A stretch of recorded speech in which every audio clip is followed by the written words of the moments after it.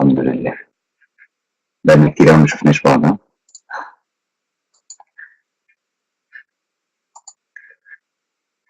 I hope you guys are all great. يساوي بس ايه نظبط الريكوردينج بتاعنا كالعادة ونبدأ على طول إن شاء الله. أخبار المذاكرة ايه والهوم ورك ايه؟ حد كان عنده أي مشاكل؟ طيب حد فيكم بقى يفكرني كده بليز كان ايه الهوم ورك بتاعنا في الرايتنج؟ اوكي الأوفيشال SAT ايه اللي حليناه؟ و احنا أخدنا مع بعض الحصة اللي فاتت نمبر 5.9 كلها خلصناها مش كده؟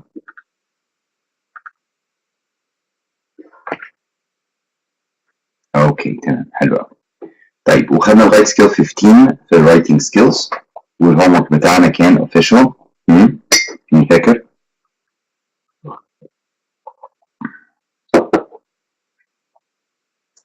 ابص على الناس اللي بعتت الهوم ورك. انا ما لحقتش ابص امبارح. تعالى نشوف دلوقتي. اهي مواد اهي لسه اول واحده ترد اهي طلعت لي اول واحده. ماشي مواد.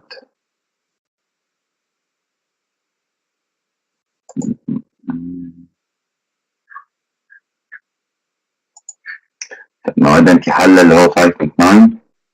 طب فين الرايتنج؟ ده بتاع الاجازه وبعدين ده بتاع الريدنج وده بتاع 5.9. فين بقيته؟ روان اهي روان هاشم اهو 5.9 روان وده برضو الريدنج.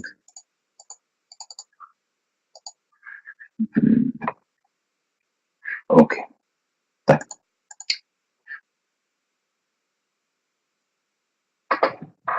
ماشي. كان عندنا تيست نمبر 2. ايوه تمام يا مواد. اوكي ماشي خلاص. تيست نمبر 2 تمام اول اتنين. اوكي اي فاوند خلاص ما كنتش لاقي بتاع الاجازه. اوكي بيرفكت. طيب يلا بينا افتحوا معايا الاوفيشال SAT ظبطوا حالكم كده 1 سكند دخل الناس اللي في مصر دول بسرعه ونبدا على طول يا اعزائي ان شاء الله.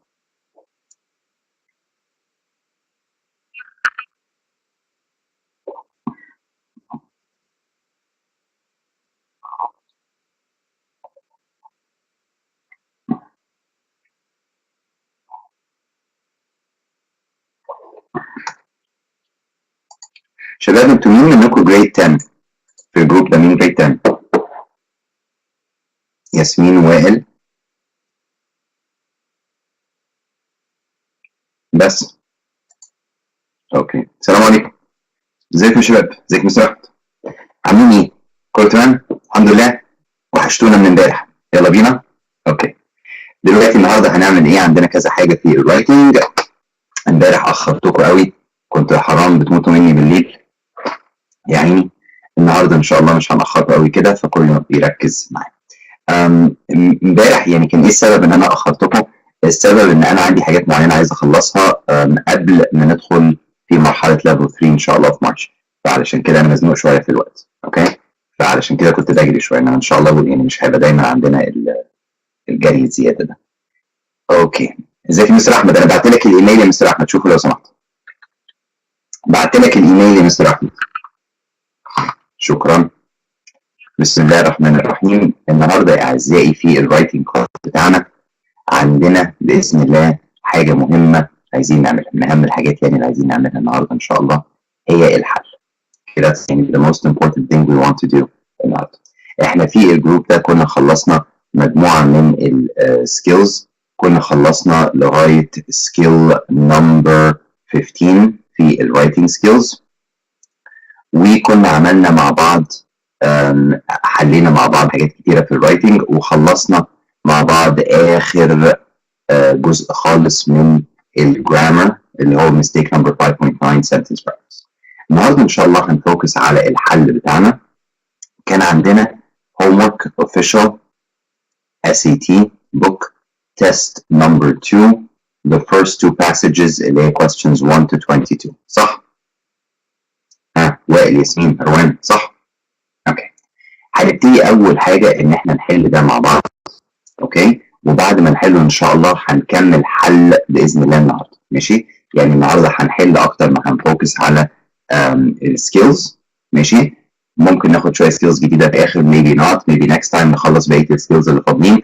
المهم عندي ان احنا النهارده نحل كتير مع بعض. نعم، لما بنيجي نحل كتير مع بعض لازم نركز في الحاجات اللي احنا بنحلها. الرايتنج يا شباب في الاكزام، الرايتنج باسج في الاكزام او الرايتنج سيكشن في الاكزام بيجي فيه مجموعه من الكويستشنز، ودلوقتي في المرحله اللي احنا فيها لازم نكون مدركين لمجموعه الكويستشنز دي.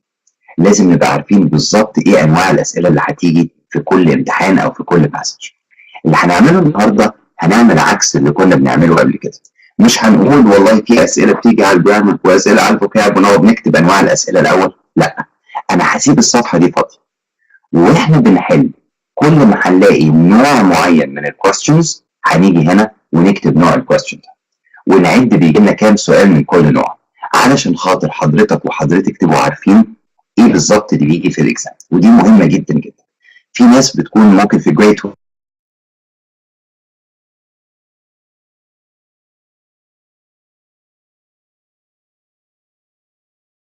انواع الكويستشنز المختلفه اللي بتيجي بأنهي ترتيب، ايه اللي بيجي كتير ايه اللي بيجي قليل. واللي اخطر من كل ده ان they don't realize هم شاطرين في ايه وضعاف في ايه. يعني ما بياخدوش بالهم مشكلتهم فين. بيخشوا يمتحنوا ريدنج، مستر كريم انا جبت 30 سؤال صح وجبت 10 غلط والباقي سبت. طب ال10 الغلط والحبه اللي سبتهم دول كان نوعهم ايه؟ مش عارف. طب هل اللي بتغلط فيه كل مره نفس النوع؟ دايما بتغلط في نفس نوع الاسئله؟ مش عارف. اوكي، تلاقي دي دايما اجابات الطلبه. So it's very important ان احنا نحدد انواع الكويستشنز ونبتدي نحط لنفسنا a certain degree او a certain score لكل نوع من انواع الكويستشنز. النوع ده 100% كويس فيه، النوع ده 75%، النوع ده 50% بجيبه صح وبجيبه غلط، النوع ده دايما بجيبه غلط 0% right. فنبتدي نعالج المشاكل اللي عندنا قبل الامتحان اللي كان. اوكي، سو نخلي الصفحه دي فاضيه كده اهو ونفتح مع بعض الاوفيشال SAT. كله يفتح معايا بليز. Now as I said before اللي احنا بنعمله مع بعض هو ان احنا بنتعلم ازاي نحل وبناخد سكيلز وبناخد رولز وبناخد نوتس. يعني الامتحان ده لو حضرتك حليته ان شاء الله 100 مره قبل كده ولا تفرق معاك، تحله تاني بتركيز شديد جدا وتكتب معايا نوتس. Every single person whether دلوقتي حاضر معانا لايف او بيتفرج على فيديو you need to get الامتحان ده قدامك. you need to get ورقه وقلم لو معكش الامتحان for a reason and you need to start writing notes. ده اللي بنذاكر منه قبل الامتحان. مرة تانية حضرتك أو حضرتك ممكن تبصوا على السؤال اللي هحله معاكم وتقولوا لي الإجابة دي أنا عارفها خلاص I'm fine. No, you have to know why it's B, why A is wrong, why C is wrong, why D is wrong. And you have to write that down علشان قبل الإكزام تفتح الكراسة أو تفتح الكتاب اللي مكتوب فيه نوتس وتقارن النوتس بتاعتك بالحل بتاعك فتقوم تفهم إزاي بنحل في الإكزام. أوكي؟ طيب افتحوا معايا practice test 2 وهنبدأ هنا بالباسج الأولاني. ماشي يا شباب؟ يبقى احنا هنا official test 2 section 2 اللي هو writing passage 1. يلا بينا. أول حاجة as I said before we have two methods والتو methods حلوين في حل الباسجز بتاعت الوقت. الميثود الأولى إني أروح على طول على الكويستشنز من غير ما أقرأ الباسج كلها، يعني من غير ما أقرأ أي حاجة ما فيهاش أسئلة. ودي هتبقى سهلة وسريعة في أنواع معينة من الأسئلة، ولكن في بعض أنواع الأسئلة هضطر أرجع وأقرأ حبة كبيرة عشان أفهم اللي بيحصل. لو مزنوق في الوقت نحب إن إحنا نعمل الأسلوب ده. لو عندك شوية وقت زيادة هتعمل الأسلوب التاني اللي هو إن حضرتك هتقرأ الباسج بالترتيب. هنبتدي نقرأ أول سطر أو تاني سطر ثالث سطر لقيت question number 1 أبتدي أحله. رابع سطر خامس سطر سادس سطر لقيت question number 2 أبتدي أحله and so on. ده example طبعا. أوكي يلا بينا نجرب كده مع بعض. بسم الله. Librarians help navigate in the digital age. وتروح جاي على التايتل وتحطه في بوكس او تسطر عليه او تعمل اي علامه، لان التايتل غالبا مش دايما في الريدنج شرحنا ايه بالظبط في الرايتنج ساعات وساعات لا بيعبر عن المين ايديا بتاعه الباسج اللي هيجي عليها اسئله كمان شويه. يعني sometimes في الرايتنج باسج لما نيجي نحل اسئله كمان شويه هنستخدم معلومه ان هي دي التايتل بتاعها. اوكي يا شباب؟ يلا. Librarians help navigate in the digital age. In recent years, public libraries in the United States have experienced reducing in their operating funds due to cuts imposed at the federal, state, and local government levels. حلو قوي. هنا بيقول لك experienced reducing. مبدئيا استخدام ال ING form في امتحان ال SAT من الحاجات اللي غير مستحبة لو عندي a better option. عشان في ناس هتيجي تقول لك مستر كريم هو ده verb، هو ده noun، اصل ده gerund، اصل مش عارف ايه. اسمع اللي انا قلته. استخدام ال ING form لاي كلمه سواء اعتبرتها verb او noun غير مستحب في امتحان ال SAT if there is a better option. طيب what is the better option than كلمة reducing؟ كلمة reduction. Public libraries in the United States have experienced reducing. هنا ده استخدام noun معناه طب ما في noun للتقليل فعلا مش gerund اسمه reduction. طب في هنا كلمة reductions تنفع أو تنفع. يبقى مبدئيا بالرول بتاع ال ING B is better than A. دي حاجة. طيب هل في حاجة تانية؟ هنا قال لك deducting وهنا قال لك deducts. مبدئيا deducting برضه فيها ال ING form. deducts لها معنى آخر اللي هو نفس معنى deducting اللي هو برضه غلط. فنقدر نقول إن C و D فيهم غلطة اسمها 5.6 اللي هي diction mistakes لو تفتكروا في المنهج بتاعنا diction mistakes، وكمان C فيها حتة ال ING. تمام؟ طيب حتة ال ING دي لو تفتكروا كانت من ضمن الرايتنج سكيلز بتاعتنا، كانت سكيل اسمها word. اكتبوها بليز عشان ما تيجوا. طيب يعني ايه to reduce؟ reducing reduction معناها تقليل. طيب يعني ايه بقى deduct؟ deduct معناها ايه؟ يعني ايه deduct؟ خصم. to cut. اوكي يقطع يستقطع. يبقى to deduct ممكن معناها انك انت تخصم الحاجه دي.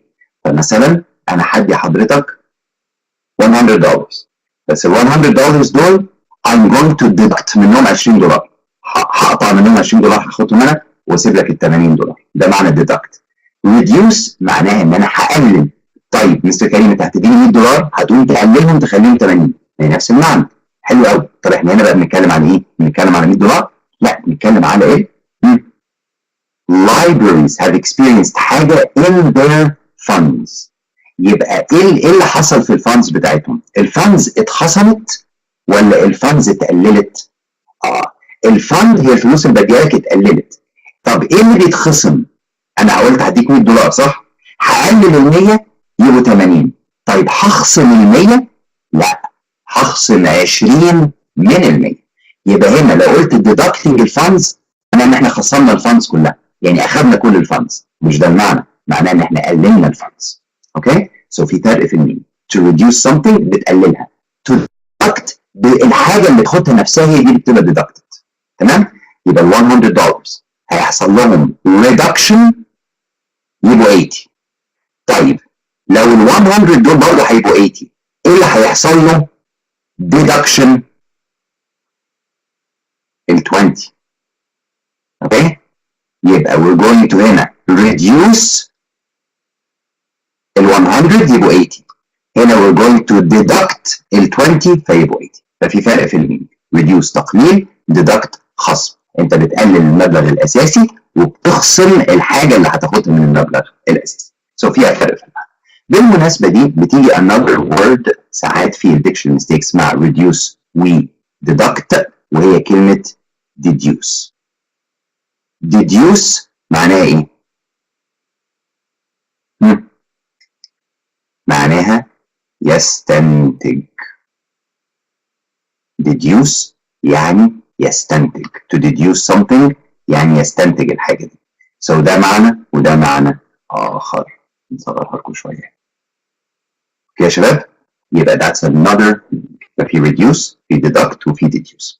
طيب اللي برضه مش فاهم الحته دي معلش I'm sorry ان انا مطول فيها ولكن it's a diction mistake والdiction mistakes عاده بتلخبطكم. هنا قال لك reducing their funds due to cuts. ماشي، يبقى هو قلل الفاندز علشان عمل cuts، علشان عمل خصومات. يبقى دي حاجه ودي حاجه، reduced علشان في cuts، اكيد مش هتبقى deducting علشان في cuts، ساعتها حتى هتبقى redundant في المينينج بتاعها. طيب نكمل إليه. However, library staffing has been cut by almost 4% since 2008, and the demand for librarians continues to decrease even though half of public libraries report that they have an insufficient number of staff to meet their patrons' needs. طيب هنا ده سؤال من أسئلة اسمها transitions. والtransition questions من الquestions المهمة جدا جدا جدا، بتيجي كتير في الامتحان، بنسميها 5.5 joining word في المنهج بتاعنا. برافو عمرو. What we do here is we realize مكان الترانزيشن. مكان الترانزيشن هنا يا أعزائي كلمة however جاية في بداية sentence. However, comma. Once you have a transition word at the beginning of a sentence followed by a comma زي however، خد بالك كلمة transition في بداية sentence وراها على طول comma، يبقى على طول الكلمة دي بتربط ما بين which two parts في الباسج بتاعي، السنتنس اللي قبلها واللي بعدها. لو ما فيش كوما it's a different story، خدناها قبل كده ونبقى راجع عليها ان شاء الله. انما لما يبقى عندك however therefore حاجه زي كده في الاول وراها كوما، يبقى بتربط مين؟ اللي قبلها باللي بعدها. طيب ايه هو اللي قبلها؟ اللي قبلها اللي هي السنتنس دي. In recent years, public libraries in the United States have experienced reductions in their operating funds due to cuts imposed at the federal, state, and local government levels. اوكي، يبقى ان حصل تقليل في الفلوس اللي عندنا. However يعني contrast، العكس. ايه بقى اللي حصل؟ Library staffing has been cut by almost 4%. طيب الاولانيه بقول لك قللنا الفلوس، تاني واحده بنقول لك قللنا الموظفين. طب مش الاثنين قللنا؟ مش الاثنين cuts؟ يبقى الاثنين زي بعض في المينينج ولا عكس بعض؟ اكيد مش عكس بعض، او اتليست ما فيش كونتراست يعني. يبقى however غلط. nevertheless في المينينج قريبه جدا من however، نقدر نقول عليهم ان الاثنين دول فيهم حاجه اسمها duplicate skill. They both mean exactly the same thing. هنا في الكونتكست ده therefore they're both wrong. Consequently معناها ايه؟ cause and effect يعني reason، سبب ونتيجه. Previously معناها ان اللي بعديها حصل قبل اللي قبليها. يعني I drank a cup of coffee today. Previously شربت 10 كوبايات ميه. يبقى اللي بعد كلمة previously اللي حصل قبل اللي بيحصل دلوقتي. هل يا شباب العلاقة ما بين الاثنين دول علاقة مين حصل الأول؟ No. بالعكس، ده الانسر بي ان النص الثاني اللي هو بعد نمبر 2 حصل بعد كده. أول حاجة قللت الفلوس اللي بديها لك. قمت حضرتك as a consequence كنتيجة لتقليل الفلوس قمت اضطريت تعمل ايه؟ تمشي الموظفين، ترفدهم. make sense؟ مش كده؟ ما يبقاش عندك فلوس كفاية. يبقى consequently is the answer. now بقى تيجي الحتة اللي كنت بقول لكم عليها في الأول. لو أنا مستعجل في الامتحان هل لازم أقرأ كل ده يا مستر كريم؟ ومفيش أي سؤال في الحتة دي. وأنا ممكن أطنشه وأخش على طول على question number 3. ممكن. Yes, that's possible. Okay? It's a little risky لأن الحتة دي ممكن يكون فيها حاجة هتفيدنا بعدين، ولكن we can just skip it if we want. طيب احنا كده قرينا لغاية الحتة دي، هنكمل بسرعة. Employment in all job sectors in the United States is projected to grow by 14% over the next decade. Yet the expected growth rate for librarians is predicted to be only 7%, or half of the overall rate. This trend, combined with the increasing accessibility of information via the internet, has led some to claim that librarianship is in decline as a profession. طيب من ضمن الحاجات الشهيرة قوي اللي بتحصل عندنا في الامتحان ان احنا نلاقي verb قبل كوما. اول ما تلاقي verb قبل كوما 90% انت بتتكلم على شكل التو كوماز اللي هو بتاع البارنثيتيك ريمارك او الابوزيتيفز زي ما بتحبوا تقولوا عليه. طب ارجع ورا، is there another comma؟ Yes there is. يبقى مين السبجكت بتاعي؟ اللي قبل الكوما الاولى. يبقى this trend has led. اوكي؟ يبقى الانسر مين؟ A. تمام؟ طب هيجي واحد يقول لي بس مكتوب هنا مستر كريم combined with this trend combined with the increasing accessibility. يعني الترند وكمان ال increasing accessibility يبقى دول plural. يبقوا plural لو كان قال لي and. انما وجود التو كومز بالشكل ده بيخلي لك الحاجه اللي في النص ما تخشش في النمبر، يعني ما تاثرش على السنجلر او البلورال، فبرضه بنمشي بان السبجكت هي كلمه equal. Okay. As public libraries adapt to rapid technological advances in information distribution, librarians' roles are actually expanding. تعالى لي بقى. The share of library materials that is in non-print formats is increasing steadily. In 2010, at least 18.5 million ebooks were available for them to circulate. تعال بقى على نمبر 4 واحدة واحدة. وائل عنده سؤال في نمبر 3 نخلص 4 الأول وبعدين نرجع بقى. كله بص معايا بس. في نمبر 4 يا أعزائي بيقول لك the writer is considering adding the following information. يبقى ده سؤال نوعه إيه؟ Yes, yes. No, no. ماشي؟ طيب.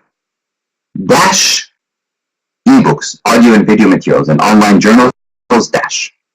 مبدئيا اخدنا مجموعه كبيره قوي من السكيلز في اليس يس نو، لو ما خدناش في كل الجروبس، سو انا مستني في مارتش ان شاء الله ونعمل مراجعه شامله عليهم باذن الله، بحيث ان لما يحصل شافلنج في الجروبس كل حد ياخد المعلومات بطريقه مناسبه. المهم من ضمن التريكس بتاعتنا ان احنا بنبص على الحاجه اللي عايز اضيفها.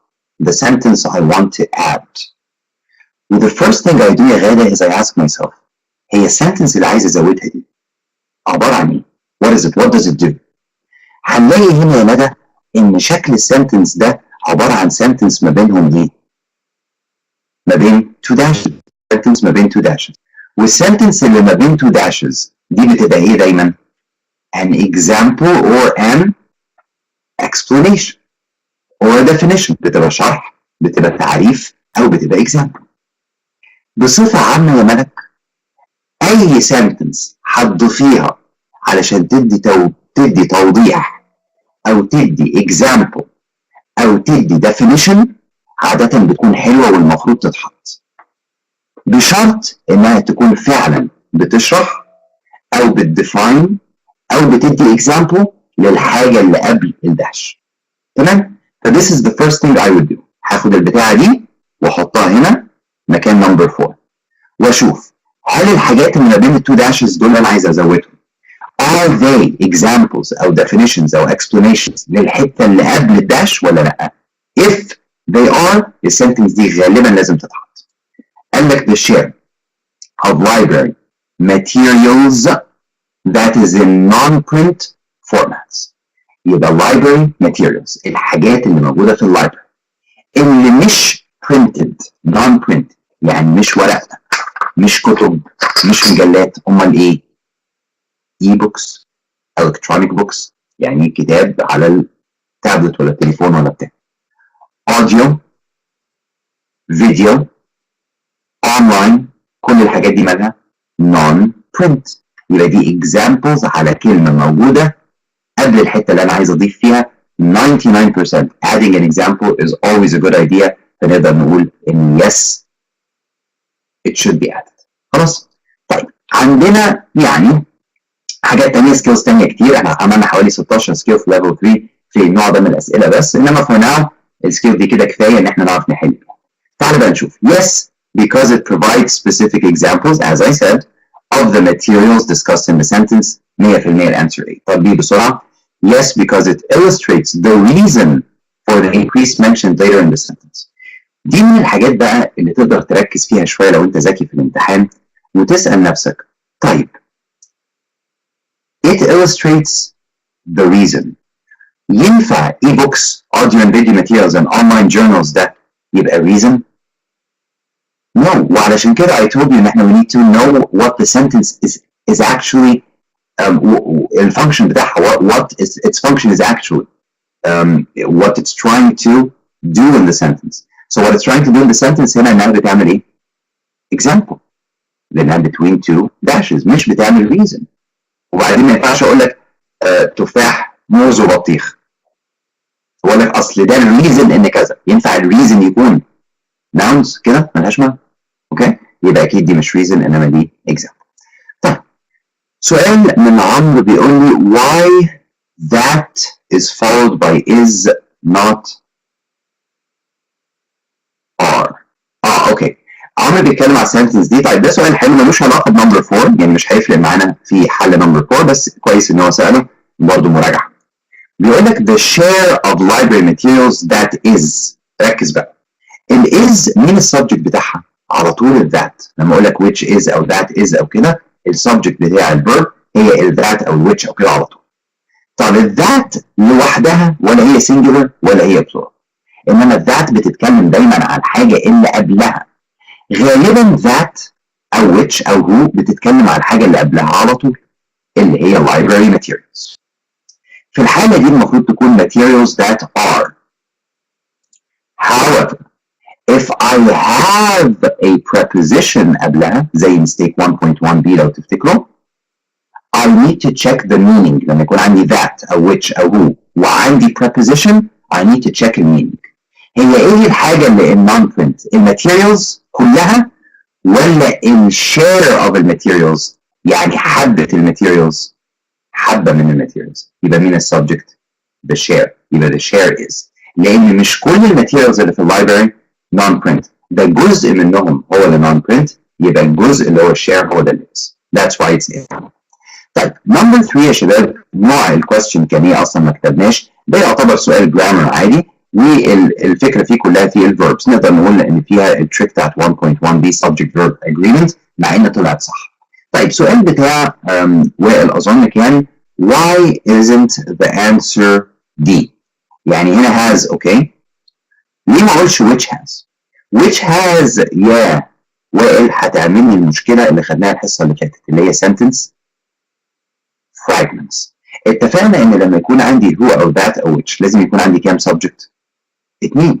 لان الwhich لوحدها تعتبر subject، يبقى لازم يكون في كلمه قبلها، يبقى كده بقى عندك 2 subjects. طب الاثنين subjects دول محتاجين لهم ايه؟ 2 verbs. exactly. so تعالى ناخد الانسر دي زي ما وائل بيقول، هتبقى this trend which has. يبقى عندي subject اللي هو مين؟ trend، وعندي subject تاني اللي هو which، وبعدين عندي verb واحد بس اللي هو مين؟ has led. يبقى دي هتبقى fragment عشان يبقى عندي 2 subjects اللي هما trend وwhich وverb واحدة بس معاهم اللي هي has led. طيب امتى كانت ممكن دي تكون صح؟ if I add another verb.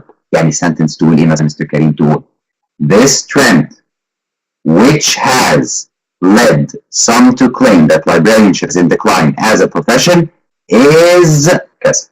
ساعتها تبقى صح، لانك لما زودت which زودت another subject، يبقى لازم تزود another verb. يبقى اكتب جنبها fragment mistake 5.9 في منهج الجرامر عندك. اوكي، number 5.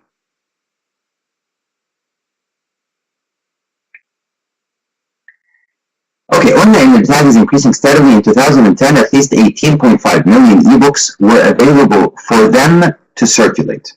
عند حضرتك هنا them which is a pronoun، ولما بنلاقي pronoun متسطرة فاكرين pronoun skill، عندي sentence ايه فيها for و them و to circulate 4 كلمات. pronoun فيهم متسطرة اللي هي them، توقف كل حاجة في حياتك وتشوف الدم دي صح ولا غلط. بما ان مفيش ناس plural هنا موجودين في السنتنس دي، يبقى اكيد دي هتبقى ambiguous pronoun اللي هي mistake 3.2 عندنا. طب عرفت منين ان them لازم ترجع على ناس؟ قال لك available books available for them to circulate معناها يوزع. مين اللي هيوزع الكتب؟ people. يبقى them دي اكيد بتتكلم على ناس ومفيش عندي ناس، يبقى على طول الانسر اللي فيها them غلط، الانسر اللي فيها them غلط، الانسر اللي فيها there غلط، كلهم فيهم نفس المستيك 3.2 ambiguous pronoun. يبقى مين اللي جاي صح؟ الوحيده اللي ما فيهاش pronoun اساسا، او اللي بتقول لي مين هم them. بما ان ما فيش واحده بتقول لك مين هم them، ما فيش ناس اتضافوا، يبقى therefore you're only going to have to choose something that does not have any pronoun. طيب there is another mistake in answer B and another mistake in answer C. However الاثنين mistakes دول ما هماش بالقوه بتاعت المستيك بتاعت ambiguous pronoun 3.2. What are the 2 other mistakes يا شباب؟ برافو. B to be circulated by them is passive. ما بنحبش فيه ال SAT test نختار إجابة passive أبدا طالما عندنا واحدة active. يعني أقول لك they circulate دي اسمها active. circulated by them دي اسمها إيه؟ passive. طيب هنا they غلط كده كده ولكن in another context it could be right. طيب دي فيها غلطة خدناها قبل كده في ضمن الرايتنج سكيلز بتاعتنا. برافو عليك يا إسلام. دي فيها wordiness. لما يبقى عندك pronoun ورا ing مش هخش في الموضوع ده تاني دلوقتي. عملناه قبل كده كذا مرة هنعيد عليه إن شاء الله في الحل بتاعنا وفي المراجعات بتاعتنا بعد كده. اكتب جنبها wordy skill. ماشي. لما يكون عندك pronoun ورا ing دي بتبقى wordy غير مستحبة. شكل ده غالبا غلط. however again الغلطة الأساسية أو الغلطة الأقوى هي ال ambiguous pronoun اللي هي mistake 3.2. ماشي بقى؟ يلا بينا. Number 6. As a result, librarians must now be proficient curators of electronic information, compiling, catalog, and updating. سؤال تقليدي جدا خدناه في writing skills اسمه 3-part parallelism. حاجة لازم تيجي في الاكزامز دايما. هنا بيقول لي ان عندي 3 اجزاء ما بينهم كوما وبعدين كوما and. اول ما تلاقي شكل الكوما والكوما and you know you have 3 parts. 1 2 3. ال 3 parts دول لازم يكونوا شبه بعض بالرولز اللي خدناها في الباراليزم. compiling, cataloging, and updating. يبقى the only answer that works will be answer D. ودي فيها mistake اسمها 5.4 parallelism. حلوة. Number 7. طيب لازم نكمل قراية الحتة الصغيرة دي بقى طالما قررنا ان احنا نقرا كله. But perhaps even more importantly, librarians function as first responders for their community's computer needs. Since one of the fastest growing library services is public access computer use, there is great demand for computer instruction. In fact, librarians training now includes courses on research and internet search methods, many of whom teach classes in internet navigation, database and software use, and digital information literacy. ماشي. شيل الشخص. دي كده. تعال نشوف ايه السؤال. السؤال بيقول لك which choice most effectively combines the underlined sentences. ده نوع من الquestions بنسميه combining sentences question. I have two sentences بينهم period هنا اهو وعايز ان انا اربط الاثنين دول ببعض. تمام. Now هنا لازم نبص على كذا اعتبار. الاعتبار الاولاني لازم تاخد بالك ان we have two sentences with two sentences دول I want to make them into one sentence. So I need something هنا في النص تتغير علشان تقدر تربط الاثنين ببعض. يا تحط كوما يا تحط كوما and يا تحط سيمي كولون يا تحط however. في حاجة لازم هتتعمل في النص. دي أول حاجة. طب وفي حاجة تانية لازم ناخد بالنا منها بس كريم. ما دي كده كفاية. لا في إن ممكن تلاقي إن في answers حطيت لك الاثنين sentences دول على بعض كويس more than one answer. يعني مثلا A و B الاثنين ربطوهم بطريقة حلوة والاثنين حلوين. طب اختار ازاي؟ ما تنساش ان السنتنسز دول اللي بقى one sentence موجودين في وسط passage، موجودين في وسط paragraph. احلى واحده هتبقى اكتر واحده لايقه ماشيه مع السنتنس اللي قبلها اصلا والسنتنس اللي بعدها. يبقى نمبر 1 تركز ازاي تربطهم ببعض.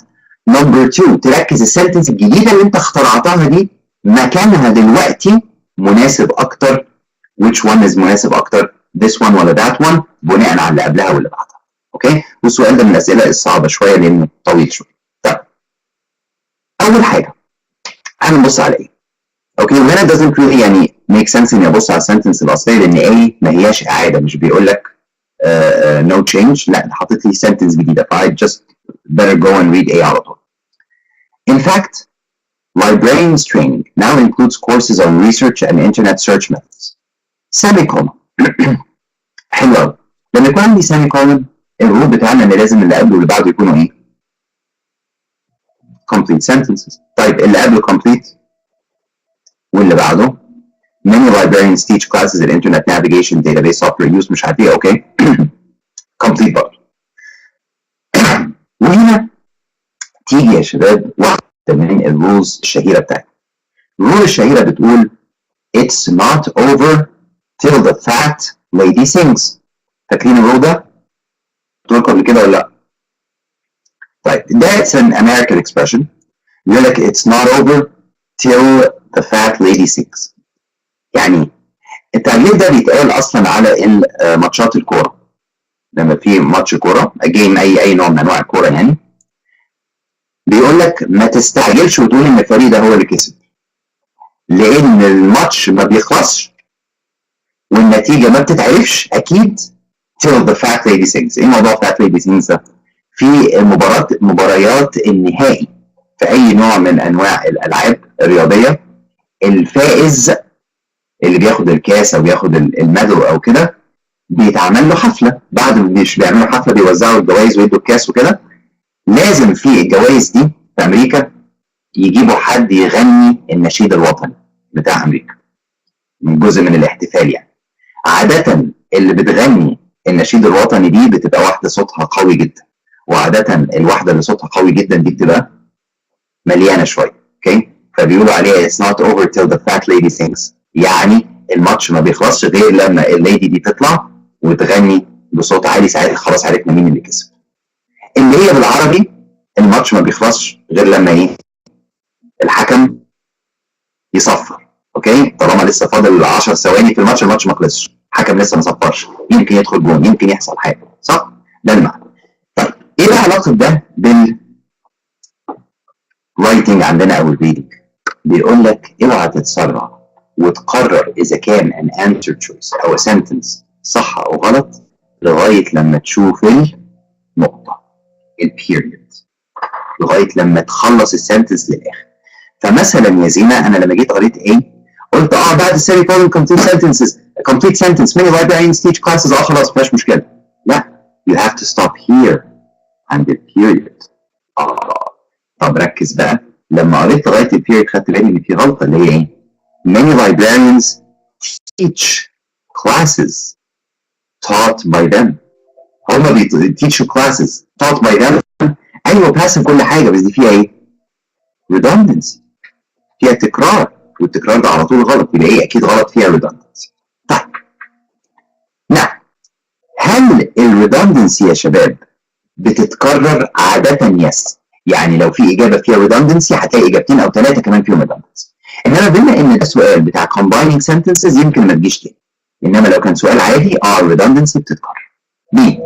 In fact, many librarians whose training now includes courses on research and internet search methods teach classes in internet navigation, database and software use, and digital information literacy. الإجابة دي جميلة. C. Training now includes courses on research and internet search methods. Many librarians, in fact, are teaching classes in internet navigation, database and software use, and digital information literacy. خليها شوي. D. Including courses on research and internet search methods in their training is, in fact, why many librarians teach classes in internet navigation, database and software use, and digital information literacy. خليها. قبل بقى ما اقول خليها في حاجه مهمه قوي تاخد بالك، وانا بنعمل لها كده اسم السكيل. لما تقرا different answer choices وتلاقي ان في كلمه معينه عماله بيتغير مكانها، شويه بتتحط هنا وشويه بتتحط هنا وشويه بتتحط هنا وشويه بتتحط هنا. اوكي، wash your face وتعالى تاني بليز. ماشي؟ ايه اللي بيحصل؟ اللي بيحصل انك لازم تركز على الحاجه اللي عماله بتتغير من حته لحته، لان كل ما بتتغير من one place to the other ده اكيد له علاقه بالاجابه. طيب ايه الورد اللي اتغيرت من حته لحته هنا؟ بسرعه.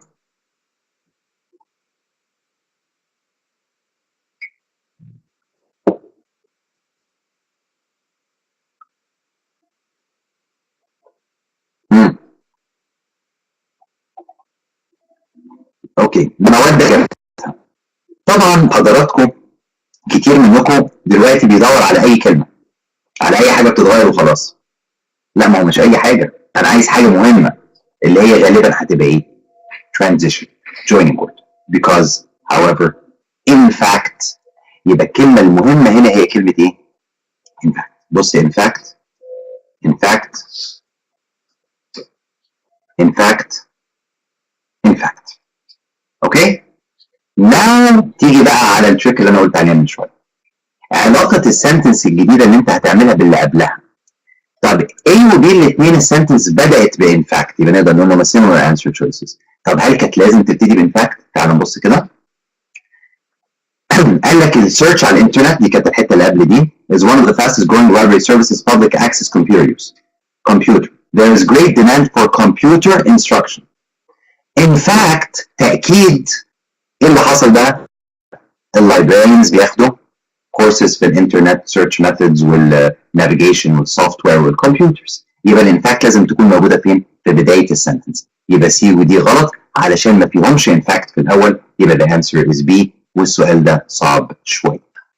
While these classes are particularly helpful to young students developing basic research skills, but على طول يا شباب if I have a joining word في بدايه السنتنس، ودي من الحاجات اللي جات لنا في الهوم بتاع الاجازه، لازم يجي في نص السنتنس a كوما، وما ينفعش بعد الكوما يجي another joining word ابدا. اوكي، you can only have one. يعني يا اما while في الاول، يا اما but في النص، يا اما because في الاول، يا اما although في النص، يا اما although في الاول، يا اما and في النص. مش مهم العلاقه ما بين التو ووردز، المهم يعني ان لازم يكون في واحده في الاول او واحده في النص، ما ينفعش يكون في اثنين. يبقى الاجابه A غلط علشان فيها but، والاجابه B غلط علشان فيها and، والاجابه C غلط عشان فيها for. كل دول joining words. for بمعنى because على فكره. اوكي، يبقى الانسر الوحيده اللي تنفع هي دي، وده يعتبر سؤال برضو على ال transitions اللي هي joining words 5.5. حلو. Number 9. But adult patrons can also benefit from librarian assistance in that they can acquire job-relevant computer skills. Free to all who utilize their services, public libraries and librarians are especially valuable. واحدة. دي فيها تريك بتاعت ال misplaced modifier 5.7 اللي خدناها لسه من قريب. هنا بقول لك free to all who utilize their services، يعني ببلاش لكل الناس اللي بيستعملوا السيرفيسز بتاعتهم. مين هم بقى دول اللي ببلاش؟ بعد الكوما لازم يجي اسم الهم اللي ببلاش. قال لك هم اللي هي public libraries، يبقى public libraries هي اللي ببلاش. صح ولا غلط؟ صح، كلام جميل. يبقى الإجابة إيه؟ صح، مش كده؟ مش كده الناس كده هتقول كده؟ ها؟ صح ولا غلط؟ غلط. ليه؟ لأنه ما قاليش public libraries بس، ده قال لي public libraries and librarians. طب اللايبريز ببلاش اللي هي المكتبات، اللايبراريانز ببلاش. librarians دول الناس اللي بيشتغلوا. في بني ادم ببلاش؟ لا. اقول لك المكتبه ببلاش، يعني مش بتدفع فلوس عشان تروح المكتبه، انما الموظف ببلاش ملهاش اي معنى. يبقى دي فيها misplaced modifier 5.7. نعم، السؤال بقى نمبر 9 مش بيسالك على الجرامر اصلا، ده بيقول لك ايه؟ which choice most effectively sets up the examples given at the end of the sentence. السؤال ده بنسميه sets up، وانا بسميه او بحطه من ضمن الاسئله اللي انا بقول عليها reading questions. اوكي، ده شبه الريد. عايز هنا احط a sentence that sets up the examples. What examples given at the end of the sentence. بص بقى وركز معايا.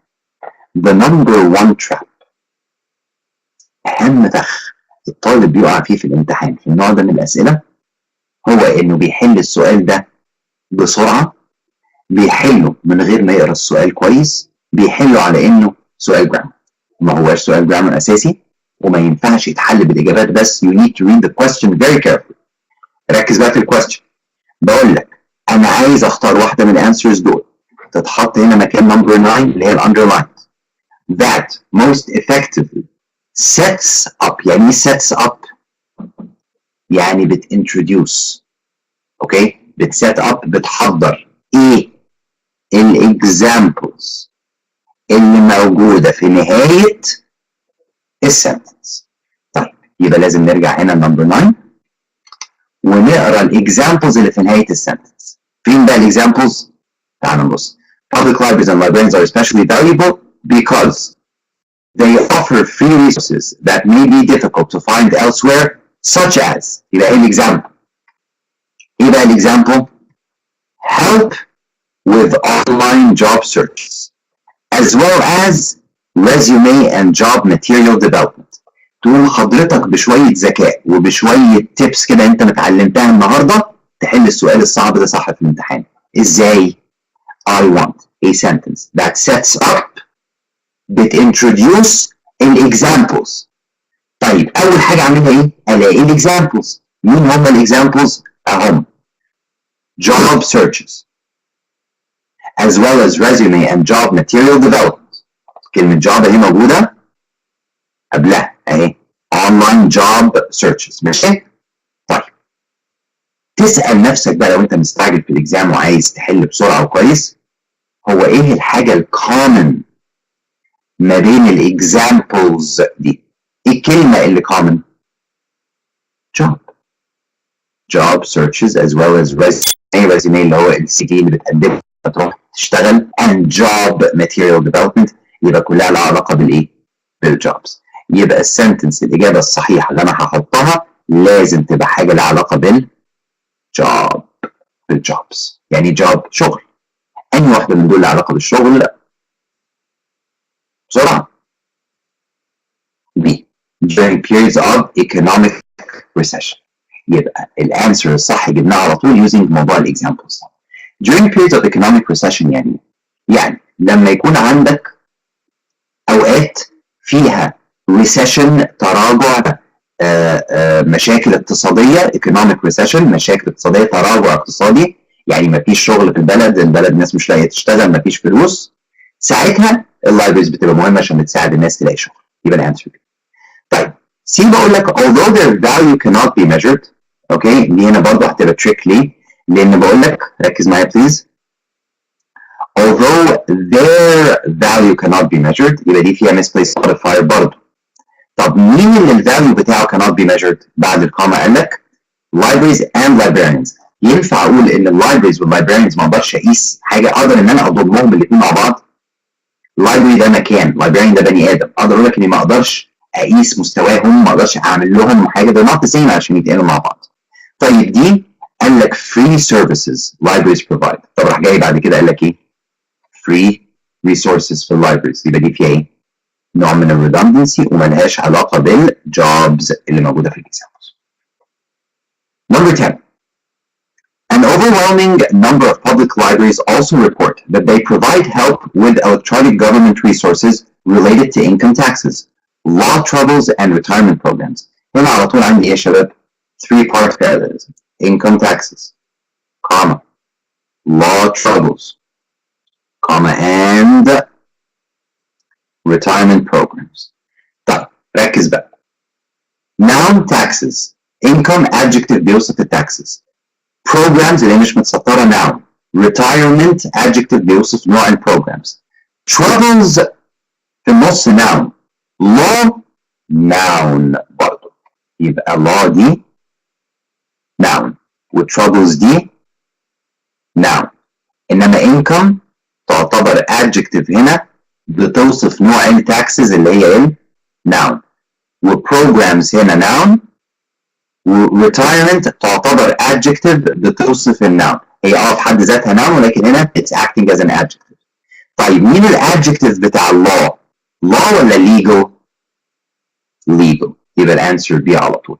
ودي نقدر نكتب عليها 5.4 C parallelism النوع الثالث وحط عليها ستار لان السؤال ده صعب شويه ناس كتير قوي لما جت حلته قبل كده ما عرفتش انها تحله صح لان ما كانوش واخدين بالهم من الفرق ما بين law وما بين legal.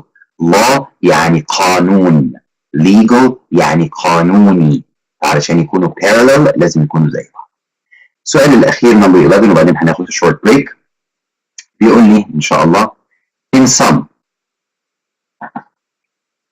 the internet does not replace the need for librarians and librarians are hardly obsolete. Like books, comma, librarians have been around for a long time, comma, but the internet is extremely useful for many types of research. السنتنس دي بايظه. ايه دي فيها غلطات كتيره قوي. فغالبا ايه هتبقى غلط. بس تعالوا نشوف السؤال الاول قبل ما نشطب عليه. Which choice most clearly ends the passage with a restatement of the writer's primary claim. السؤال ده بنسميه reading. طيب لما تلاقي سؤال من النوع ده زي ما عملنا من شويه you need to read the question very carefully. Which choice most clearly ends the passage. طالما قال لك ends the passage تستعمل بقى المعلومات اللي اتعلمناها في الريدنج والاسي زي ما قلت قبل كده 100 مره. الريدنج والرايتنج والاسي كلهم بيساعدوا بعض. ends the passage. What ends the passage? A concluding sentence اللي المفروض يكون فيها دايما الايه؟ المين ايدي. طيب with a restatement يعني اعاده of the writer's primary claim يعني المين ايديا بتاعته. يبقى عايز sentence اقفل بيها تكون اعاده للمين ايديا. طب الاجابه ايه؟ بتقول لك ايه؟ like books librarians have been around for a long time. تفتكر دي ممكن تكون الاجابه اللي هو عايزها؟ ان زي الكتب اللايبراريانز موجودين من زمان. اولا مقارنه الكتب واللايبراريانز دي شكلها فاضي كومباريزن. كمان برافو عليك يا عم ملهاش اصلا دعوه بالمين ايديا خالص. and it's not a concluding sentence at all. يبقى ايه غلط؟ تعال على دي بقى. Although their roles have diminished significantly, librarians will continue to be employed by public libraries for the foreseeable future. خلي دي وعايزكم انتوا بقى تكتشفوا التريك هنا من غير ما نقولها. تعال نقرا سي. سي. The growth of electronic information has led to a diversification of librarian skills and services, positioning them as savvy resource specialists or patrons. حلو خليه سي. يلا بينا على دي. However, given their extensive training skills, librarians who have been displaced by budget cuts have many other possible avenues of employment. ادي دي. حلو. ازاي بقى يا شباب اقدر ان انا اعمل elimination ل one answer؟ خد بالك انت دايما عايز تفكر بالطريقه دي لو سؤال صعب. عايز اشطب على اجابات. ايه شطبنا عليه؟ Now I have 3. اشطب لي على واحده please.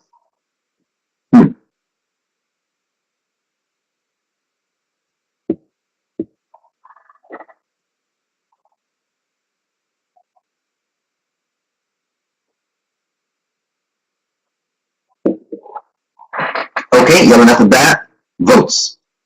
ايه رايكم؟ مين يحب يشطب على بي؟ مين يحب يشطب على سي؟ ما تتكسفوش حتى لو اتفرجوا على ده فيديو مش لايف ارفع ايدك برضه. طب مين يحب على دي؟ كلكم عايزين تشطبوا على دي؟ يا خبر ابيض. طيب يا رب دي تبقى هي الاجابه الصح. اوكي. اول حاجه however اللي هنا دي هتبقى غلطه كبيره. ليه؟ النص الاولاني قال لك the internet does not replace the need for librarians. Librarians are hardly obsolete. However, given their training and skills, librarians have been displaced. Have other possible. مالهاش علاقه ان انا اقولها. الحاجه الثانيه قال لك اللايبراريانز دول عندهم other possible avenues of employment. يعني عندهم حاجات تانية ممكن يشتغلوا سباكين كهربائيه مثلا. يعني ايه؟ في عندهم قدامهم مجالات تانية. هو الباسج اتكلمت على other possibilities اصلا. كانت بتتكلم على librarians في اللايبراري برضه. طيب في بقى تريك تانية محدش فيكم قالها كنت مستني حد يقولها. واحده من السكيلز اللي اتعلمناها في الريدنج واجان بكرر للمره تقريبا الاسبوع ده يمكن دي المره العاشره اقول الكلام ده. reading writing essay كلهم بيخشوا في بعض. ما ينفعش تركز على واحده وتسيب التانية. هنا عندي واحده من الريدنج سكيلز الشهيره بتاعتنا اسمها ايه؟ time skill. بص على الانسر دي. Although the roles have diminished significantly, librarians will continue to be employed by public libraries for the foreseeable future. طب تعالى على دي. Given their extensive training, librarians who have been displaced have many other possible avenues. دي الاتنين بيتكلموا في الفيوتشر. دي بتقول لك ان اللايبراريز هيفضلوا يشتغلوا في اللايبراريز يعني for the future. كل الفيوتشر اللي احنا شايفينها 20 30 40 سنه قدام. دي بتقول لك ان اللايبراريز دلوقتي حرام ما بيشتغلوش بس عندهم اوبشنز ثانيه ان شاء الله يقدروا يشتغلوا فيها.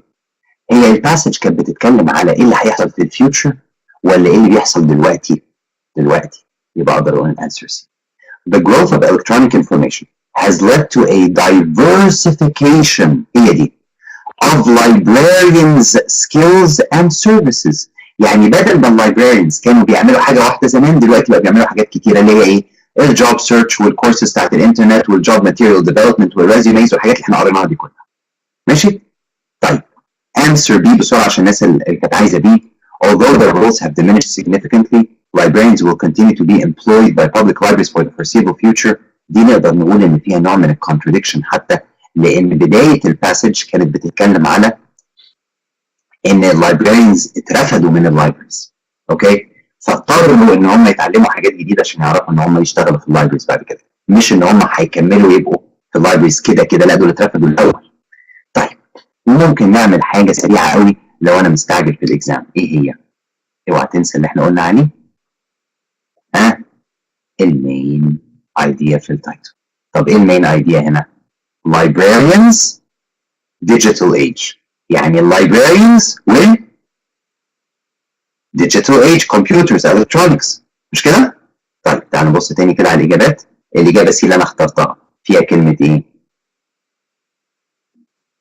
electronic information librarians. اوكي؟ طب تعالى على answer B. هل answer B فيها electronic؟ فيها كمبيوتر؟ فيها اي حاجه من الحاجات دي؟ No. طيب الانسر دي هل فيها كمبيوتر؟ هل فيها الكترونيك؟ هل فيها اي حاجه من الحاجات دي؟ برضه نو.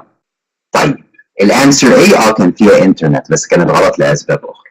يبقى كان ممكن نحل السؤال ده بسرعه، انا حليته بطريقه بالراحه شويه علشان اعلمك ازاي تحل، انما في الامتحان there's a little shortcut ان حضرتك تبص على التايتل بتاع الباسج وتاخد منه keywords. الكيوردز في الباسج اللي فاتت دي librarians والديجيتال اللي هي يعني كمبيوتر او الكترونكس او كده. لازم الاجابه الصح اللي تبقى في الكونكلوجن يكون فيها الكلمتين دول. واضحه؟ واضحه. نعم يا شباب، هدي حضراتكم بالظبط 1 minute.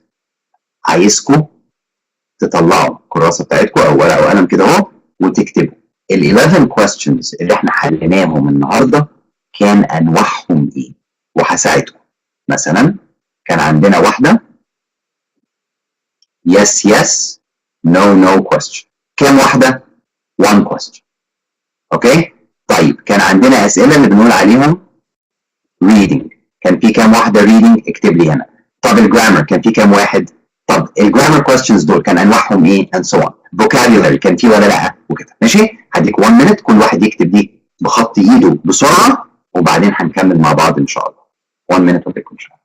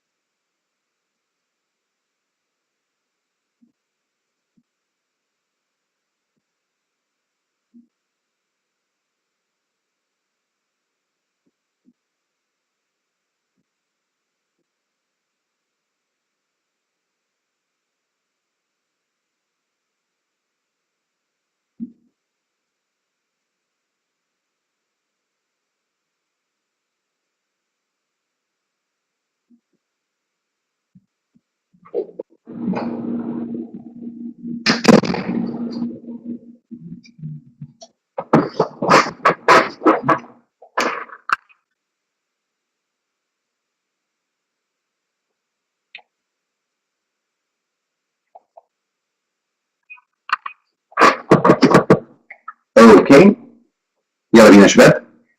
قولوا لي طلعتوا ايه؟ كان عندنا كام سؤال ريدنج؟ 2. واحد فيهم كان بتاع sets up والتاني كان بتاع ال conclusion. اوكي؟ حلو قوي. ايه تاني؟ تعالوا ناخد الجرامر عشان الجرامر كان كتير. كام سؤال كانوا جرامر؟ طلعتوهم كام؟ 7. Let's check. 1 اللي هي diction تعتبر. 2 اللي هي transition. 3 subject verb agreement. 4 ambiguous pronoun. 5 parallelism. 6 transition. و 7 parallelism. حلو قوي. يبقى 7. طيب ايه اكتر حاجه جت فيهم؟ الترانزيشن، transitions وال parallelism. دول اكتر 2 جم. حلو. وبعدين جالنا واحده combining sentences. جالنا ايه تاني؟ خلاص ما جالناش vocabulary المره دي. طيب ايه الحاجات اللي جت في الجرامر؟ transitions، parallelism، diction، pronouns و verbs. 1.1 subject verb agreement. 3.2 ambiguous pronoun. 5.6 diction. 5.4 parallelism. 5.5 transitions. الخريطه دي بقى مهمه جدا جدا جدا ان حضرتك وحضرتك تعملوها كل ما تحلوا اي سكشن عشان تبتدي تعرف ايه اللي بيجي كتير وايه اللي بيجي قليل وتبتدي تعرف مشاكلك موجوده. اوكي؟ نعم. What we're going to do now يا شباب is هنحل الباسج الثانيه and we're going to do that quickly. يعني الباسج الاولانيه حليناها بالراحه شويه، حليناها بتفصيل شويه وبشرح كتير. دي هنبتدي نحلها كاننا بقى مستعجلين في الامتحان. اوكي؟ ماشي؟ بس في نفس الوقت عايز حضراتكم تحلوا معايا. So I'm going to start asking you guys questions. عايز كله بقى ينتبه وهبتدي اسال اسئله للناس اللي معانا اونلاين والناس اللي معانا في السنتر، فكل يجهز انه يرد اجابات سريعه. اوكي؟ يعني يقول شيرين ايه رايك؟ تقوم شيرين تقول لي على طول كذا. ماشي؟ ما تقعديش بقى تفكري وبتاع، يعني عايز ناس جاهزه ترد على طول. ماشي؟ شيرين ايه رايك؟ يا شيرين مش قلنا لما نقول شيرين ايه رايك تقولي كذا على طول؟ ايه رايك؟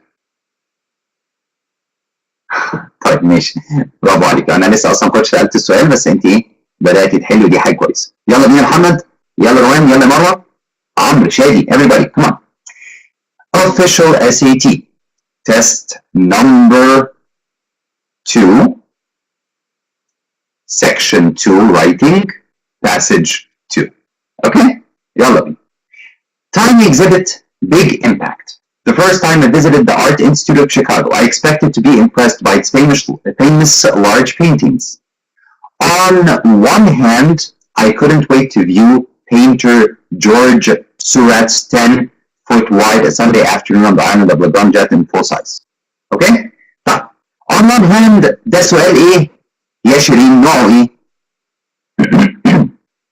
yes transition again واحنا بقى عرفنا ايه اللي بيجي في الامتحان كتير 5.5 on one hand او المفروض الصح بتاعها on the one hand ان يكون عندك هنا حاجه وبعدين اقول لك on the other hand حاجه ثانيه. هل بعد شويه جاء on the other hand؟ بسرعه شيرين yes or no؟ no. شاي طالما ما فيش on the other hand ينفع on the one hand؟ no. يبقى ايه غلط؟ طيب ندى for instance معناها ايه؟ بسرعه. example. آية however معناها ايه؟ بسرعه. معناها ايه؟ انها حاجه فيها نوع من الكونتراست. ماشي آية online. طيب غادة similarly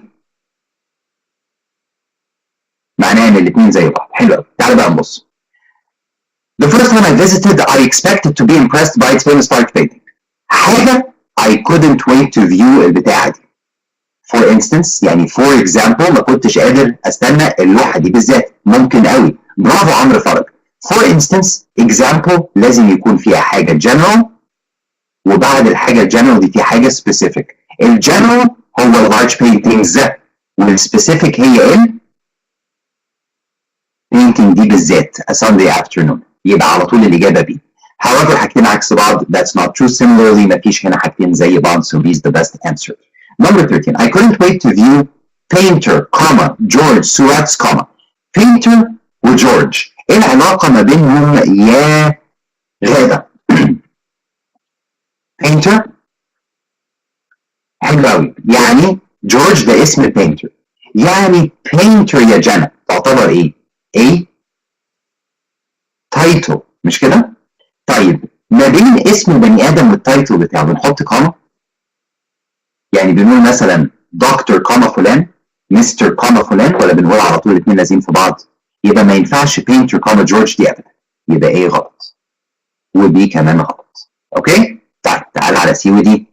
I couldn't wait to view painter George Seurat's comma ولا painter George Seurat's حاجة على طول. تعال نفكر فيها كده. زينة نقول زينا's pen ولا زينا's comma؟ زينا's pen على طول. ما ينفعش احط كوما ما بين الابوستروفي وما بين الحاجة بتاعتها ودي كل ده هنقوله في ال skills ان شاء الله. يبقى دي مالها؟ سي اكيد غلط. يبقى the right answer is دي على طول. تمام؟ طيب دي تعتبر ايه بقى؟ punctuation. في الباسج اللي فاتت ما كانش عندنا punctuation questions قوي. هنا عندنا punctuation questions. طيب excuse me. It took me by surprise then when my favorite exhibit at the museum was one of its tiniest. شايفين الاتس دي؟ غلطة 5.6 dictionary mistake. غلطة شهيرة جدا في الاكزام بيحبوا يجيبوها كتير قوي مع ان it's really really simple. طيب روان اتس دي معناها ايه يا روان؟ بسرعة. معناها it is. حلو قوي. طيب ندى وعمر مودة محمد آية خالد اتس دي معناها ايه؟ بسرعة. نور أمير سيف دي possessive pronoun من حاجة بتاعتهم. طيب بيقول لك my favorite exhibit at the museum was one of its tiniest يعني one of أصغر الإكزيبتس بتاعة الميوزيوم. يبقى أكيد أنا عايز أنهي اتس اللي من غير apostrophe. يبقى إيه غلط ودي غلط. يبقى الإجابة واحدة من دول. طيب was one of its tiniest semicolon ولا colon؟ الفرق ما بينهم في الجرامر بسرعة. ملك أو عزيزة أو نبيل حد فيكم يرد عليا بسرعة. إيه الفرق ما بين الكولون والسيمي كولون في الجرامر؟ برافو عليكم. السيمي كولون يا ملك برافو عليكي لازم اللي قبلها واللي بعدها يكون الاثنين مالهم complete sentences. إنما الكولون اللي قبلها واللي بعدها اللي قبلها بس تبقى complete بس اللي بعدها مش هتبقى complete. طيب ملك هنا بيقول لك ايه؟ The Thorn Miniature Rooms. لا ملك بجد. The Thorn Miniature Rooms دي complete ولا incomplete؟ incomplete ما فيهاش verb. يبقى هنا جه incomplete بعديها يبقى لازم تكون colon لأن السيمي colon لازم اللي بعديه يكون complete sentence. ماشي. Viewing the exhibit, I was amazed by the intricate details of some of the more ornately decorated rooms. بسرعة يا شباب هنا أقدر أقول لكم على تركية سريعة، كل يركز معايا بليز. هتلاحظ إن هنا حط لك 2 وهنا حط لك 3 أوكي؟ وهنا حط لك 1 وده شكل غريب ما شفناهوش قبل كده. طيب ليه حطيت لي النمبرز دول؟ دي النمبرز بتاعت الباراجرافز، ده هنا محدد لي إن ده باراجراف 1 وده باراجراف 2 وده باراجراف 3.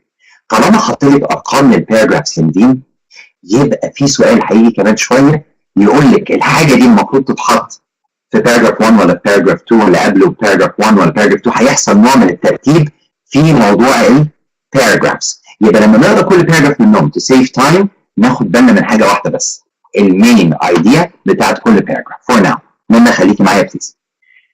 بسرعه I marveled at a replica of a salon, a former living room, dating back to the reign of French King Louis XV. Built into the dark paneled walls are bookshelves stocked with leather-bound volumes. Number 15. ميرنا بسرعة السنتنس دي تعتبر نوعية أو السؤال ده نوعي. The writer is considering adding the following sentence. اسمها إيه بسرعة؟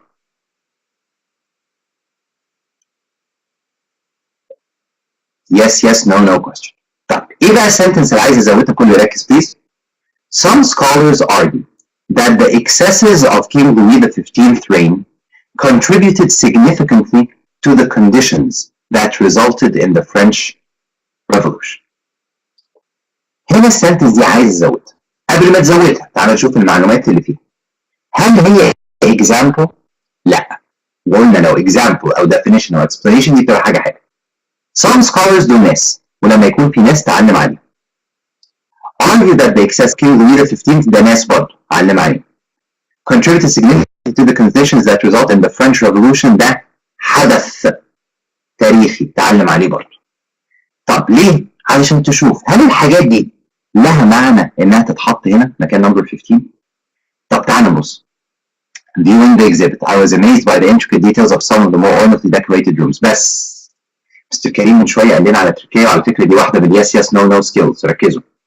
قال لنا لما تيجي تقرا كل باراجراف ركز في المين ايديا بتاعتها. المين ايديا توبيك سنتنس بتتكلم على ايه هنا يا غاده؟ بتتكلم على الراجل اللي اعجب بالاوضه اللي موجوده في المتحف، ولا بتتكلم مينلي على الفرنش ريفولوشن والملك والحاجات دي؟ بتتكلم على الاوضه والعفش والديكور صح؟ طيب يبقى السنتنس اللي هزودها اللي بتتكلم على الكينج وعلى الفرنش ريفولوشن وكده دي غالبا هتبقى غلط. دي اول تريكيه. طب تعالى نكمل. I marveled at the replica of the salon dating back to the reign of French King Louis اهو. طب كمل بعد 15. Built into the dark paneled walls are bookshelves. The couch, chairs, arms, legs, velvet. كل الباراجراف بيتكلم على وصف الأوضة. يبقى French Revolution وسكولرز الناس اللي هم العلماء دول غلط، ما لهمش أي علاقة بالكلام اللي بيتقال في الباراجراف. يبقى no it should not be added. ليه بقى؟ It interrupts the paragraph's description of the salon. هي دي. وأنا لسه قايلها من قبل ما أبص على كده. It implies that the interior designer of the salon had political motivations. إن المصمم اللي عمل التصميم يعني اللي عمل الديكور ده كان عنده ميول سياسية معينة. ملهاش أي علاقة. Extra people skill. يبقى the answer is C. Okay. تعالوا نبص على number 16. The couch and chairs, in keeping with the style of the time, are characterized by elegantly curved arms and legs, comma. فاكرين واحدة من الرايتنج سكيلز بتاعتنا، برافو عمرو فرج النهارده متألق. واحدة من الرايتنج سكيلز بتاعتنا كانت comma in the middle skill، فاكرينها ولا لأ؟ comma in the middle skill كانت بتقول ايه يا احمد عاطف؟ كانت بتقول ايه يا بدر؟ كانت بتقول ان لما عندك comma في النص سنتنس وقف عندها وتشيك complete و incomplete، احتمال يبقى عندك ايه؟ comma splice run on sentence. طيب هنا اللي قبل الكوما ماله؟ complete. The couch and chairs, in keeping with the style of the time, are characterized by elegantly curved arms and legs. كل دي complete. بعد الكوما بقى ايه؟ They are covered in luxurious velvet, complete برضه. يبقى عندك 2 complete بينهم كوما، يبقى عندك 5.8 run on sentence. يبقى ايه غلط؟ طيب أول حاجة تعملها ايه؟ تعرف إن اللي قبل كلمة legs complete، لأن احنا already checked أهي. طيب ايه رأيك في B؟ بعد الكوما هتبقى ايه؟ complete برضه، يبقى نفس الغلطة 5.8. طيب سي complete وراها and are covered على طول، يعني incomplete تنفع. طيب دي complete بعديها comma are incomplete برضه تنفع. الانسر سي ولا دي؟ تعالوا نبص. characterized by curved arms and legs and are covered، ولا characterized by curved arms and legs comma covered على طول؟ لا، طالما في are covered comma are covered قصدي لازم يكون في and، لان هنا في parallelism، يبقى answer دي غلط. طيب number 17 هننط نطه بقى على number 17 على طول. A couch for example is 7 inches long. ماشي؟ محمد خالد ابراهيم رد عليا بليز. A couch for example is 7 inches long and that is based on a 7-foot long couch. Which choice gives a second supporting example that is more similar to the example already in the sentence؟ يبقى يا محمد ويا عمر أنا عايز a second supporting example. الإكزامبل الجديد ده لازم يبقى قريب قوي من الإكزامبل اللي already موجود في السنتنس. طب فين الإكزامبل في السنتنس؟ أهو. A couch for example is 7 inches long. And هل ركز قوي بقى، هل الإجابة A عبارة عن a second supporting example؟ لما أقول لك that is based on كذا، that is based معناها اللي قبلها is based، يعني بتكلم عن نفس الموضوع برضه. No. And a teacup ممكن. And there are even cushions ماشي. طب دي and household items ماشي. أي واحدة من دول أقرب واحدة للإكزامبل الأولاني؟ الإجابة B. ليه بقى؟ في عندي كذا طريقة. الطريقة الأولانية إن بيقول لك a second example. طيب الإجابة B بتقول C بتقول لك إيه؟ There are even tiny cushions on some. يعني إيه؟ يعني في مخدات صغيرة، خداديات صغيرة على الكنبة. طب هو ده second example؟ أنا أوريدي اديتك example الكنبة. أجي أقول لك second example حاجة محطوطة على الكنبة؟ لا، أنا عايز حاجة جديدة زي الكنبة. يبقى الكنبة دي حاجة، يبقى عايز حاجة جديدة، كرسي، دولاب، مش مخدة على الكنبة. دي أول حاجة. تاني حاجة قال لك on some. on some إيه؟ لأن أنا كنت بقول لك a couch وهنا on some يعني plural، يعني ممكن نقول فيها 2.1 noun agreement. إزاي يبقوا some وهي only one couch؟ يبقى سي غلط. طب تعالى على دي قال لك إيه؟ household items plural، وأنا كنت بقول لك a second example، يبقى عايز one example. طب لما أقول لك and household items كمان، يعني إيه household items كمان؟